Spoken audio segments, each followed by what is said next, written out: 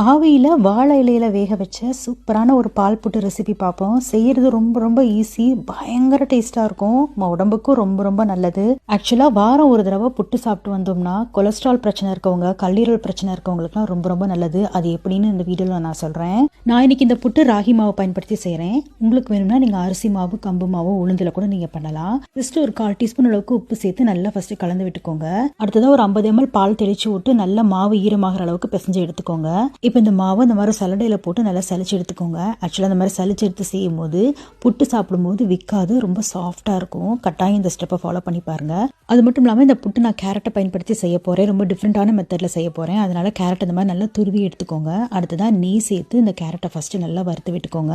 இது கூடவே துருவன தேங்காய் கொஞ்சமாக சேர்த்துக்கோங்க. ஏலக்காய் பொடி சேர்த்து கேரட்லேருந்து ஈரப்பதம் போகிற அளவுக்கு நல்லா வதக்கி விட்டு நம்ம சளிச்ச மாவில் சேர்த்துக்கோங்க. கேரட்லேருந்து ஈரப்பதம் போயிடணும் கம்ப்ளீட்டாக. அடுத்ததாக வெல்லம், உங்கள் இனிப்புக்கு ஏற்ற வெல்லம் நான் இன்றைக்கி 1 கப் அளவுக்கு சேர்க்குறேன். சேர்த்து நல்லா கலந்து விட்டுக்கோங்க. வாழை இலையை இந்த மாதிரி சுருட்டி புட்டுக்குழல் மாதிரி பண்ணிக்கோங்க.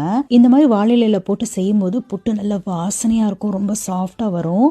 ஃபஸ்ட்டு துருவன தேங்காய், அதுக்கப்புறம் நம்ம புட்டு மாவு, திருப்பி தேங்காய் லேயராக போட்டு எடுத்து வச்சுக்கோங்க. எந்த பாத்திரத்தில் வேக வைக்க போகிறீங்களோ அதிலே செஞ்சு இந்த மாதிரி வேக வச்சு எடுத்து வச்சுக்கோங்க.